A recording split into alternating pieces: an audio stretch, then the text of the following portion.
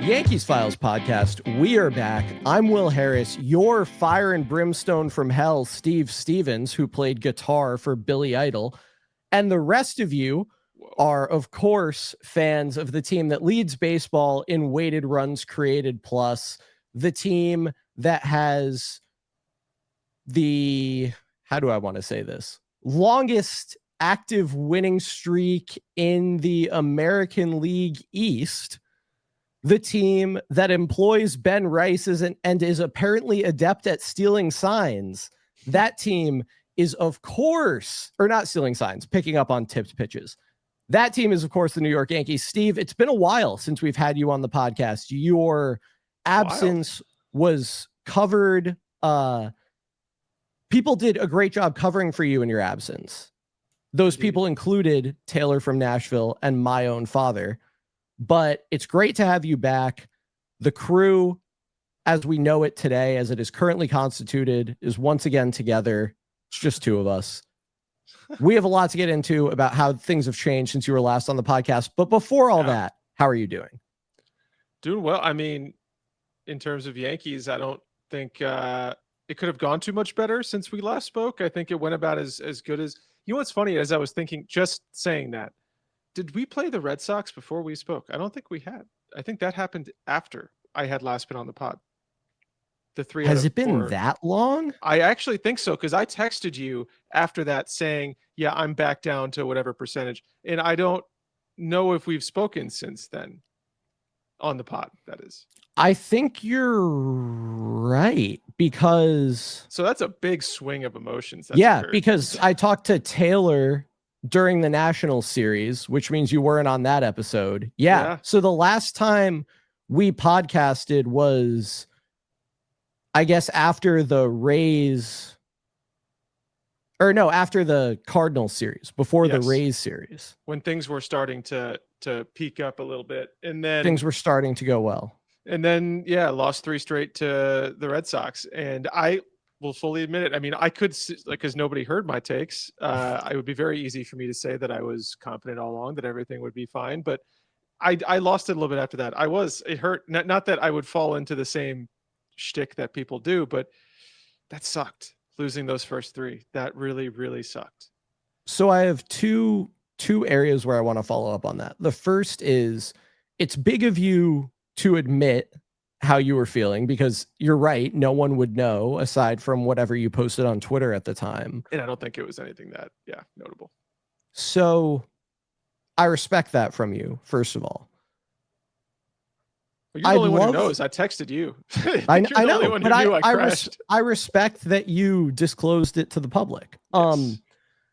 It might be interesting for you to detail for our listeners and viewers, what is that like? Because what you've often said is that you get just as down as everyone else. You just draw different conclusions. Right. But when you're in the place that you're in on that, Sunday morning after they've lost the 3rd in a row to the Red Sox, what does that actually look and sound like for you? I think people would be interested to hear that. It might humanize you a little bit. I still haven't allowed it to humanize me. Am I a robot? But I think I'm the robot.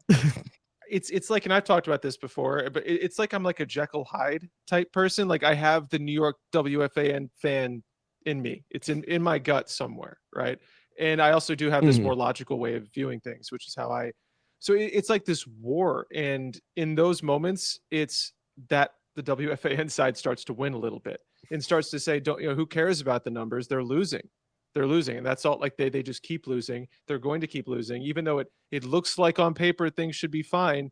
Why would you think that would happen? It's not going to happen. It's going bad, right? It's what you say when you're on a losing streak, it feels like you'll never win again, and vice versa when you're winning. And I think just the luck of the season, the way things have dropped, it seems like every time we're flipping a coin there for a bit, it was coming up the opposite of whatever we guessed. And it got to be to the point where it just felt like defeating. It's like, I just don't even want to focus on this. It's just, they should be better and they're not. And I'm pissed and they're going to lose. And it's not a fun place to be. But things change quickly. And then once they do, like they could have gotten swept, I think, this series by the Blue Jays. And I would have been a little unwavering I think at that point, I think I was already kind of over. Once they went on that winning streak, that basically solidified a playoff berth.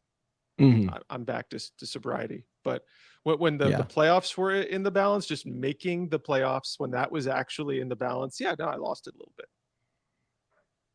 And you know what? I think I understand where you're coming from. It's funny. So I was at the games this weekend on both Friday and Sunday. And on Friday's game, I met a YankeesFiles follower. Shout out to Shugs. Everybody say hi to Shugs on the internet, which I had been reading as Suggs.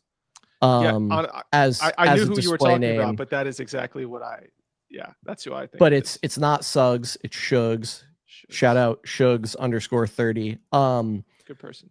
So I met him, Jacob, his name, and DJ La MVP and I were talking to Jacob, and we were talking about how we view baseball and how we think about the game and how we, in the parlance that I would use, like estimate the talent level of a team. Sure. And Jacob said to me, actually, Will, I had to unfollow you for a little bit after the 2023 season. He was like, I was just sitting there and I was thinking, I don't know how these guys can still believe in this team. I don't know how they can take this point of view, basically. And he said that, having followed us back and aligned closer to how we think about baseball was reflective of personal growth. But I thought it was an interesting point, just in that everybody has a breaking point. The most reasonable person out there, the most reasonable fan out there, has something that will drive them to conclude that a good team is bad, that a good player is bad. I think we saw it for some people with Max Fried during his rough stretch in the middle of the season. Even like the Aaron Judge runners in scoring position thing from the first half of this year, like just Judge in general right now. Yeah. Judge even right now. Yeah. There's a point for everyone at which they are willing to change their estimate of a player or a team's talent level. And that's what everything boils down to. And I don't know if you've had a chance yet to listen to the show with my dad from last week, but you didn't have to tell him that. He was making the point that, or I actually posted this clip on Twitter. He was making the point of like, you guys are always talking about luck and, I saw like, why don't you ever attribute anything to skill, basically? And I said, look, the way I think about baseball, both on a player level and a team level, is you have a bell curve, and your expectation for that team is the exact middle of the bell curve. And most movements, right or left on that bell curve, are the influence of luck on a player's season. Mm-hmm. If you estimate a guy to have a 105 WRC plus, and you're right, or for that to be his true talent level, and he hits 450 on balls in play, he's still a 105 WRC plus true talent hitter, but he hit 450 on balls in play. So he had a 125 WRC plus, or whatever it might be. Right. And like, because that is how I think about baseball, I'm extremely resistant to changing my estimations of a player or team's true talent level, because I think those things are pretty steady and pretty sticky.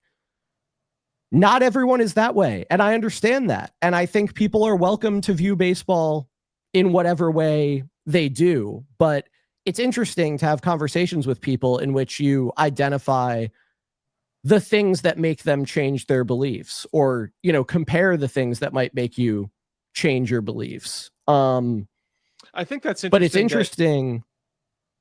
I think it's interesting that because the response to what you just said for many people, I think, would be, there's no pageantry to that. There's no emotion to that. That's not how the game is, because there's no narratives, right? There's no grit. There's no will to win in that. There's none of that, right? And what I think, because people have said that to me, and they'd say, isn't that boring, viewing the game like that, just viewing it as a probability, flux? Mm-hmm. Where's the fun in that? Where's the emotion? Where's the gamesmanship in that? And I think you see, and I do too, to some extent. I think you even more than me. I think you do see it in that world. That is where you're getting the gamesmanship of it, is viewing the odds and seeing which way they break. And that's, I mean, there's so many different ways we could look at that being something people enjoy. So I find it funny that people say, how can you even enjoy that? They just don't, they view things entirely different. Just that they want the storylines. They want it to be a human, game of struggle and overcoming adversity, and that thing, it needs to be that. It's a movie. Yeah. The funniest thing is when the people who think that I view baseball in a boring way love gambling. Yeah. Because that's you betting, play roulette? Yeah. Isn't that interesting? No, but it's funny. This is an example that I don't know if I've said on the podcast, but I've said in conversation with people, and it was something I brought up to my dad when he was saying, well, what about how much a guy practices, or how much he takes care of his body or whatever. And I said, well, those are all factors that a team would build into its estimate of a player's talent level. Sure. Like, all else equal, you might rather have the guy who practices more, I suppose, but generally the guy who practices more is doing that to increase his talent level. Like, right. And you are considering that. Anyway, I mean, it's all a package, right? I mean, like, if you, you're exactly. Everything just goes into your estimate of how good a player is. Right. So this guy's a 150 WRC plus. How much do we factor in his pregame preparation help? I don't know, but I assume if he did less of it, he'd be worse. You know what I mean? Exactly. Like, yeah. So my aunt at one point was talking about pickleball, the sport of the, what is it? Who were after boomers? Gen X? I don't know. Gen Z? No, boomers. Oh yeah, no. Gen X. Yeah. Sorry, Gen X. Okay, yeah. So I think pickleball is the sport of Gen X. Anyway, you are like other tennis players to hate pickleball. It's just not a good sport. Anyway, we're not here to debate that. She was saying to me that she was taking like a pickleball lesson, and the coach said, when you're coming out of a timeout, you should strive to be on the court before your opponent, because it'll show them that like you're prepared and you're not rattled and you're not tired and you're ready to go. And the assumption there is, well, they'll be rattled if they see that I'm on the court and I'm ready to go. Right. And my response was, well, if someone's good enough at pickleball, won't it just not matter? Like, I don't, frankly, if in 2022, Aaron Judge was getting hammered every night and never took a swing of batting practice, and that's what it took for him to have the season he had, like, I really don't care. I don't care about any of the eyewash. I don't care about any of the stuff that people assume is important but can't prove is important. And that is why I think I am increasingly driven towards just having a belief about the player, being willing to change the belief about the player in the face of enough data, but not really wavering in it otherwise. So like, if I thought this was a low 90s win total team early in the year, it would take a lot for me to go, actually, it's probably meaningfully different from that. Like, sure, there are a few wins either way that you can move based on injuries and batted ball luck and cluster luck and one-run games and all that stuff. But like, I don't know, if you play a season with a 90-win team enough times, oftentimes you're going to win about 90 games. And I think maybe that's why there's an interesting corollary here involving the playoffs, which is the playoffs are so random. I can't rely on the large sample. Everything comes out in the wash.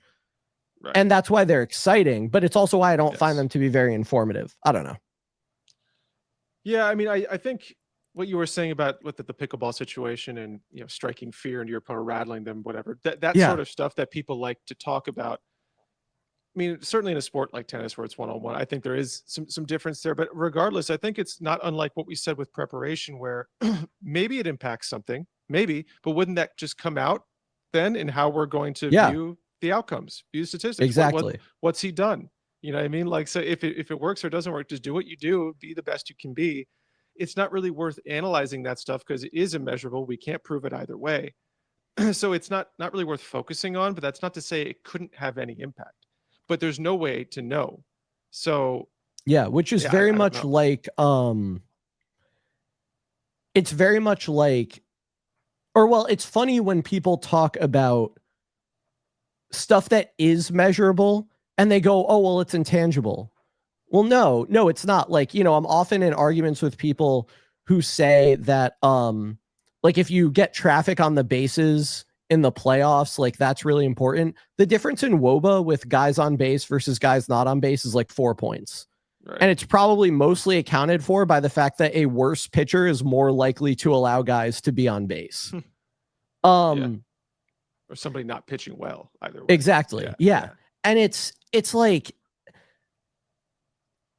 I don't know. I think you put it well, trying to give value or explain the value or assign value to those immeasurable things is just pretty silly. And it's not, again, from my point of view, it's not to say that you can't acknowledge them, talk about them, have whatever about them. They might exist. They might.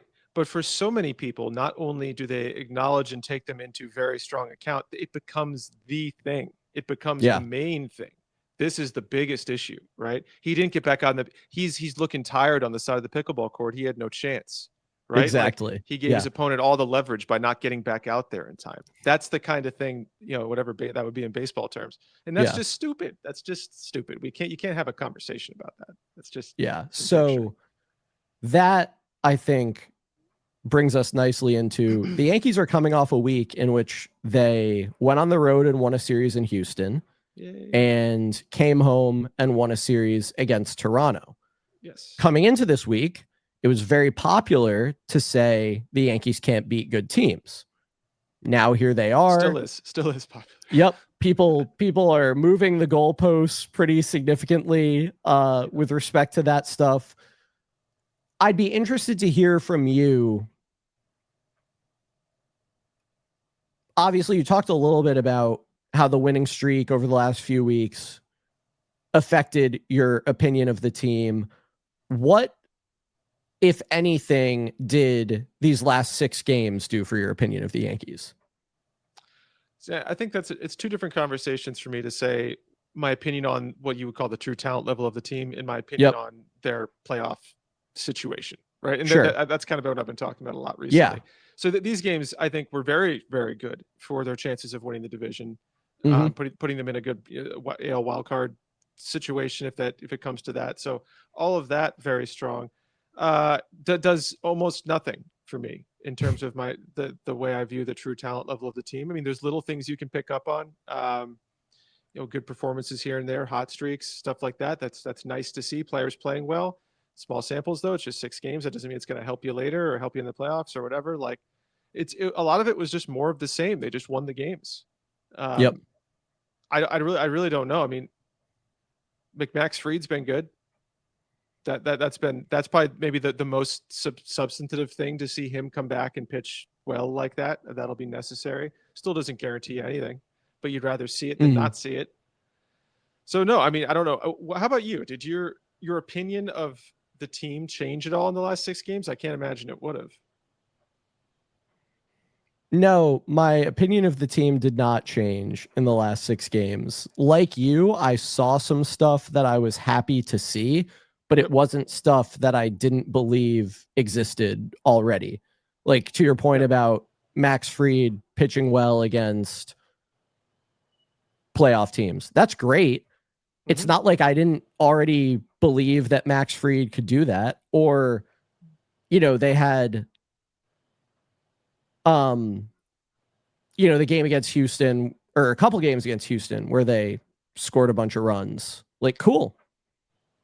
Was anyone under the impression that this team was bad at scoring runs? I know. Like, I think that broadly, and I kind of had this conversation with my dad. I've heard it from some other people. In fact, I got a text that said these next 12 games will determine if the Yankees are champs or chumps. And like, that's great for poetry, I guess, but it's not true. I think that one thing I've learned this season is that people assign way too much value to head-to-head regular season results as if they tell us anything. And the fact that this Yankees team that was thoroughly dominated by teams over 500 was able to go to Houston, win a series, and then win a series against the Blue Jays ought to show that. Like, why is that any less informative than any of the other series those teams have played against each other, aside from the fact that people have already decided that the Yankees can't beat good teams? Like, and that is the great trick of the regular season. We've lost some good people to this. Mm-hmm. You know, we've lost some good guys on Twitter that are usually right there with us. And it's mostly a joke, but people have broken down about that, saying that it surprised me to the extent that people have said, yeah, the Yankees just can't beat the teams in the division. I don't believe in them until they can do it. Like, what are we talking about? Yeah. Like what? This doesn't mean anything. The regular season matters insofar as you get to the playoffs and where you start in that playoff bracket. That is literally it. How you get there, what happens on the way there. None of that, this head-to-head stuff means nothing. Get there, be healthy as you can, go for it, right? That's really all you got. Doesn't matter otherwise. But we're very caught up in that, the narratives of it. And more this year than I can remember in recent years. Maybe it's the World Series last year. But people are very, very intent right now on focusing on the Yankees can't beat the Red Sox. Yankees can't beat the Blue Jays. They can't beat these teams. They crumble, they choke, they whatever. I don't know. I think it's silly. You're right. I think the World Series had a big effect on people. I think, honestly, a lot of people on Twitter don't remember losing a World Series prior to 2024, or even like, or just the only thing those people remember is losing to the Astros. That's really it. Those people probably don't remember the 2012 or 2010 ALCS. They certainly don't remember like Jabba in Cleveland or a year I'm not going to mention, or that was the one I wasn't going to mention, or 2003. Like, man, that's the most brutal thing ever. Yeah, I mean, it's that I'm young for that too, but it's still like there's a lot of pain and baggage around the Yankees, man. People treat it like it's only just right now. Like, this is what happens when you go to the playoffs all the time. This is what's going to happen. You're going to have so many stories of failure because you're not going to win almost every time you go. Yeah. And that is the thing that people would do well to understand more than anything, is that more often than not, if you insist that the only outcome that's not a failure is a World Series, more often than not, the season will result in failure, and there is almost nothing you can do to save yourself from that failure. Like the Dodgers, who did everything possible to, hedge every single bet they made, have a worse record than the Yankees. They don't even have they don't have a top 3 run differential in the National League. And if it wasn't for incredible incompetence by the Padres coinciding with the Dodgers' 5-game losing streak, their lead in the division would likely be non-existent. Right now, it's only 1 game.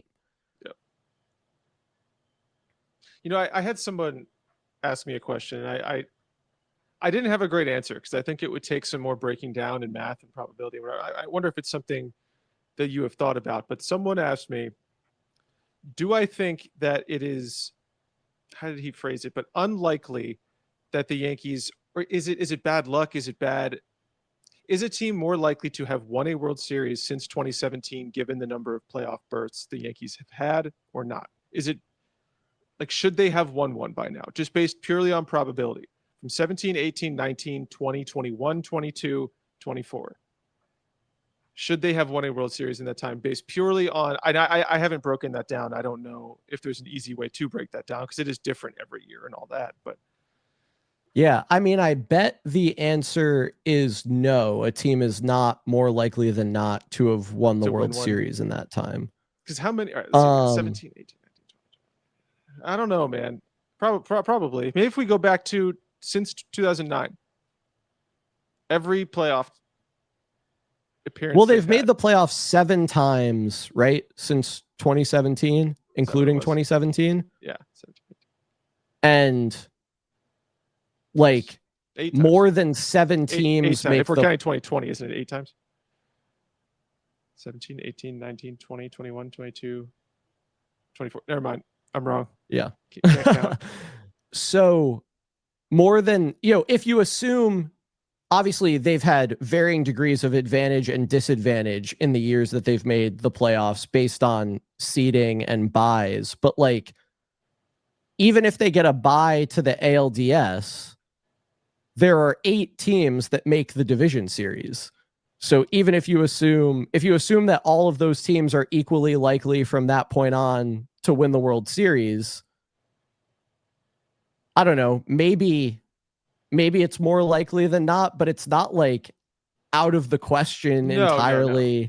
Certainly not. I think it was more of like, have they crossed that 50% threshold of like, you should have won by now kind of thing. Like, I don't know. It could be close. I would say probably, although the playoffs have gotten so big, and like in 2017 and 2018 and 2021, they were in wild card games, and those are extra random. So like, it would depend on how you weight some of the things. I would bet it's more than 50%, but that only gets to what I've said to people throughout this time, which is the reason you're so frustrated isn't because the Yankees have some flaw or the Yankees are so bad that they can't win the World Series. It's that the Yankees keep being so good that it's weird that they haven't. Yeah. And that's a hard thing for people to put together, because not winning the World Series seems to a lot of people to be proof that you could not win the World Series. Yeah. And I think that's wrong. And I think if they were putting together a team that couldn't win the World Series, you shouldn't be mad at them not doing it. Yep. You should be mad at other things, but you should not be mad at them not doing it. And you should also hold that opinion ahead of time. They wait until after the game is over. Exactly. And then they're like, well, they didn't form a team good enough to win a World Series. It's like, well, did you hold that 5 seconds ago before they got walked off in Game 7 of whatever? You know what I mean? Like, it's crazy. Yeah, that is an extremely good point, and that extends to any analysis of anything. It's very, very silly to determine in hindsight what a team's ability was, and only to use the results to demonstrate that. And that's what a lot of people didn't like about 2023, and specifically the way I was talking about it is, does anyone out here want to argue 2023 went as well for lots of Yankees as it could have? I doubt it. I doubt that's an argument people are excited about making. So anyway, that season feels like an age ago. I was just rewatching because of the crazy Dodgers-Orioles game the other night. I was watching that game when the Yankees got no hit through 10 innings or whatever. By the Brewers? Yeah, and still ended up winning. I just watched some of the highlights of that from 23. And it's just crazy because like I remembered, once I put it on, I remembered it. I was like, oh, this. But I have just blacked out, like, because it didn't end up meaning anything. They didn't even go to the playoffs, right? I wanted the Yankees to win that game without getting a hit so badly. They had a chance too. They really could have done it. Yeah. Yeah, because it was, I think, going into the bottom of the 10th, it was still 0-0. Yeah, they had held the Brewers scoreless in the 10th. Yep. And it was like, okay, just 2 productive get outs. Them in, man. Yeah, I know. I wanted that to happen so badly. And then, of course, what was it that helped them win the game ultimately? A homer. Giancarlo Stanton hit a homer. So did you see the tweet about how people were struggling to be excited about the series win against the Astros because the Yankees hit too many home runs? Yes. That was I think a John Boy specialty from somebody. Not John Boy himself, but that was from somebody there, right? Yeah. Like, even though it was mostly on home runs or something like that, right? Like, yeah. Even though it was mostly homers was the line. Like, what's wrong with the best hit you can have? Why are we treating the best hit like a fluke? You know, like that's. Yeah. And that's, so are you familiar with the Guillen number? No, don't know. So the Guillen number, which is kept on public leaderboards on Baseball Prospectus is the share of a team's runs that are scored via the home run. Are you pronouncing that like Guillen, like Guillen? Like Ozzy. Ozzy Guillen. Yeah. Okay. Yeah. Gotcha. So it's the share of a team's runs that are scored via the home run. And you can look at it on Baseball Prospectus. You can see it by year. I tried to look in to see, are there any,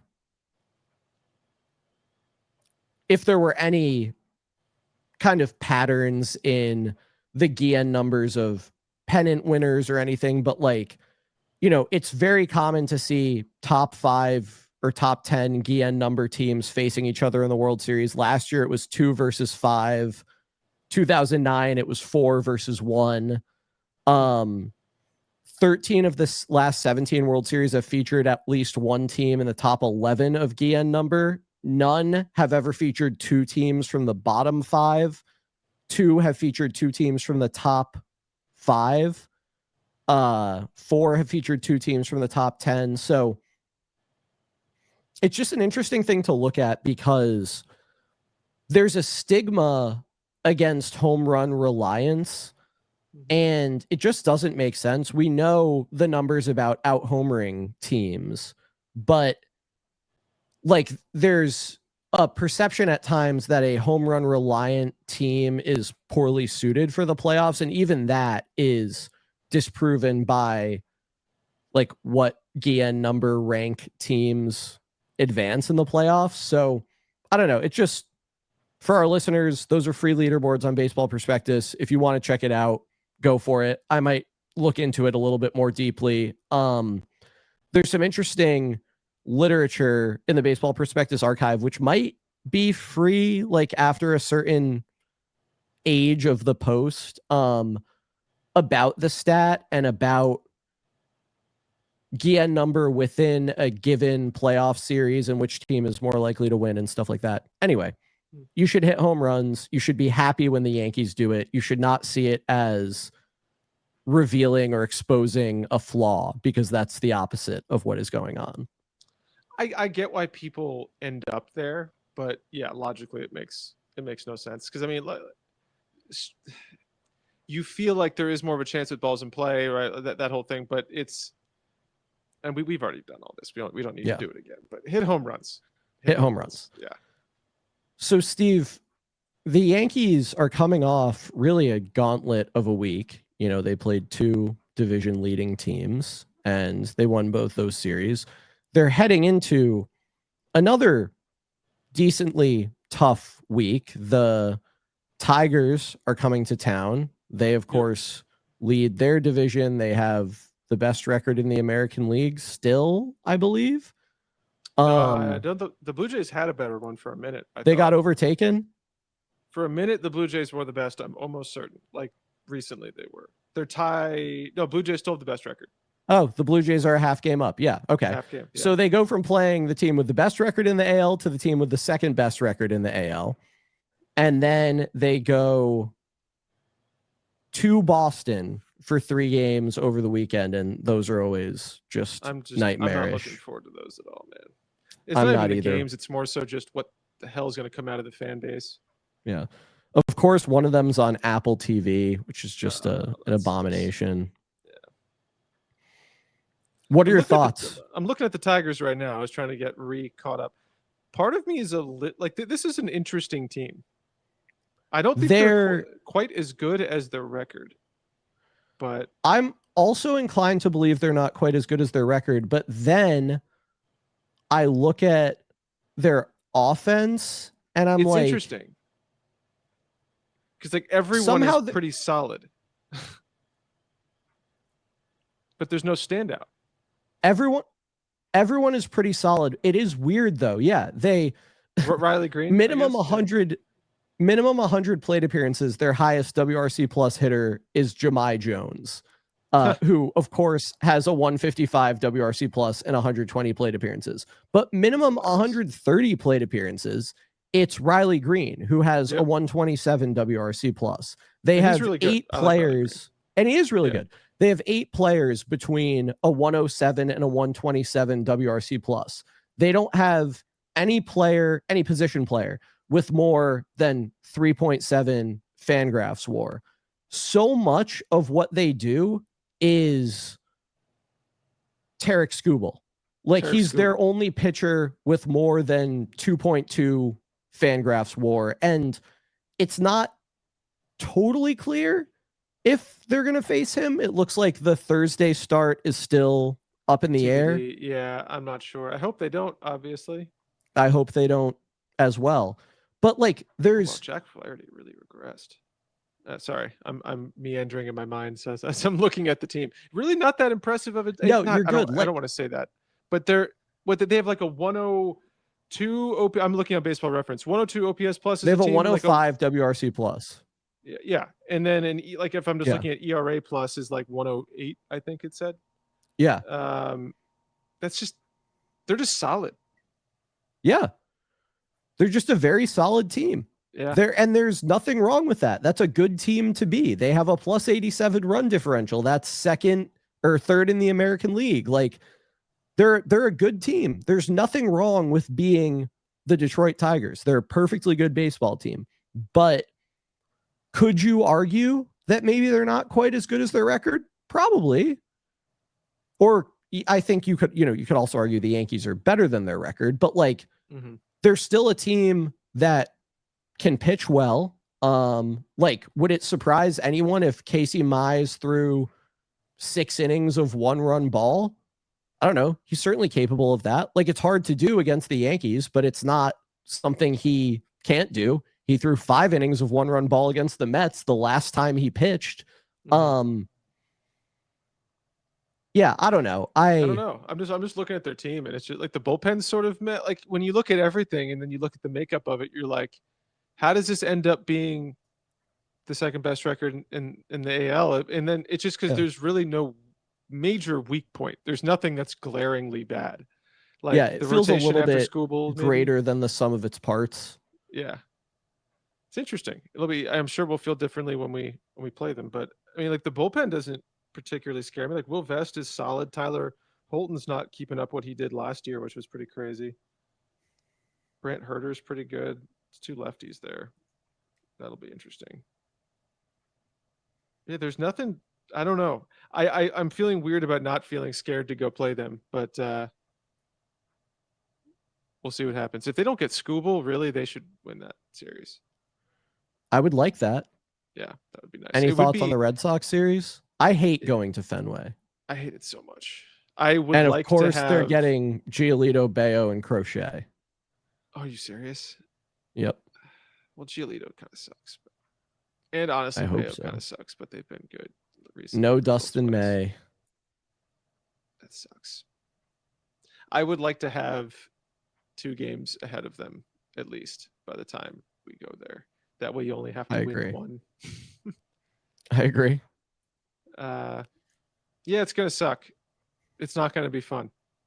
I mean, we can call it right now. It won't go well. That's a series they'll probably lose.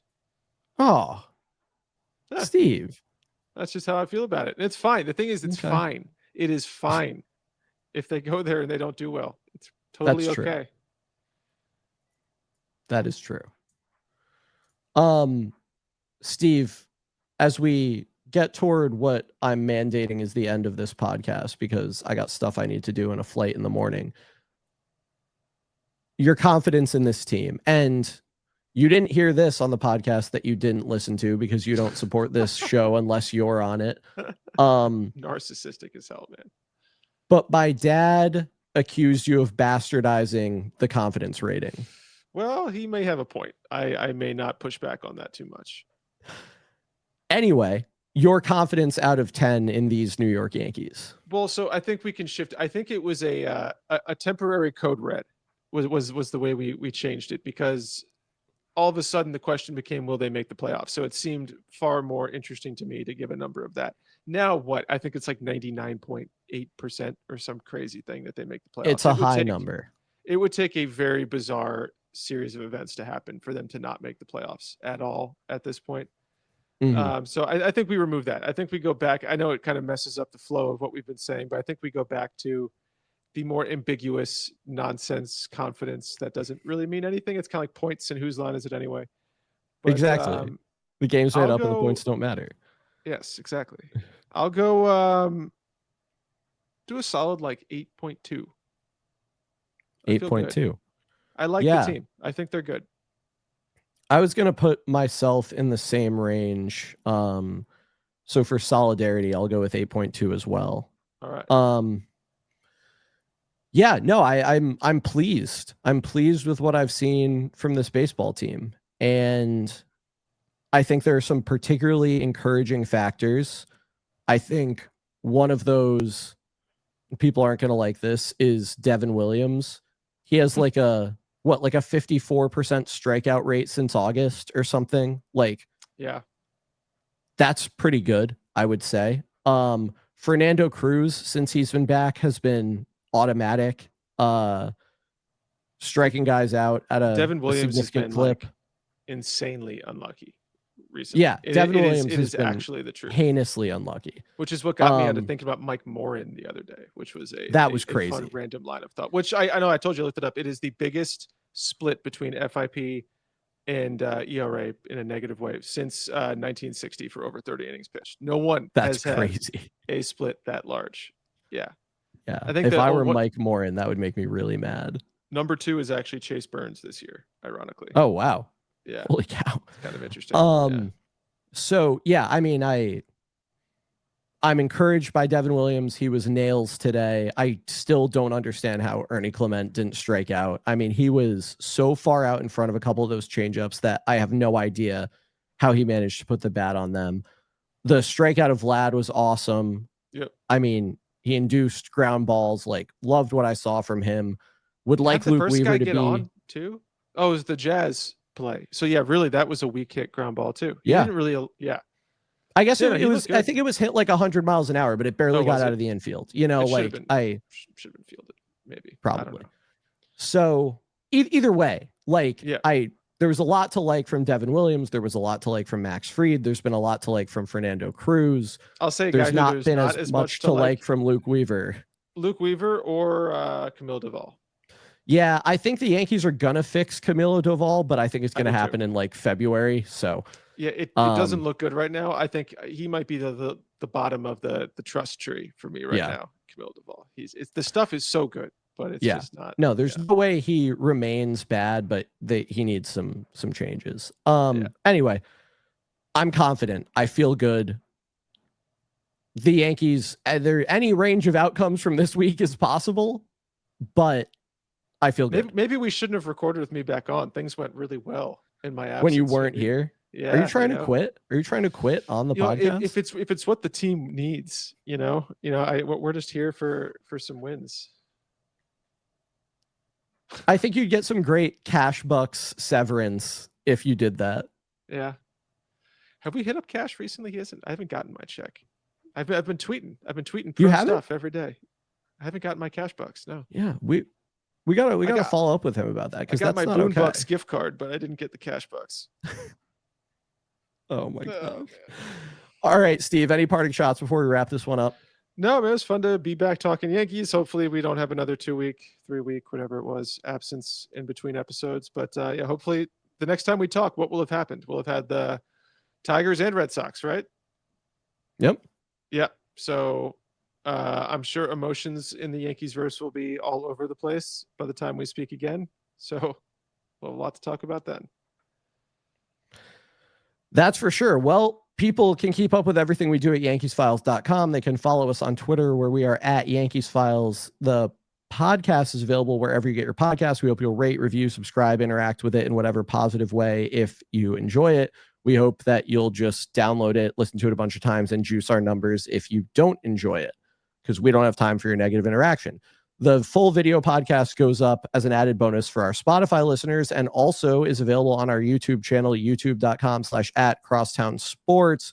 We will be back sometime, someplace, to recap the series against Detroit and Boston. And until then, let's go Yankees. Let's go Yankees. And I say, hey, yeah, yeah, yeah, yeah, hey. I say, hey, I hate you for that. hit ball over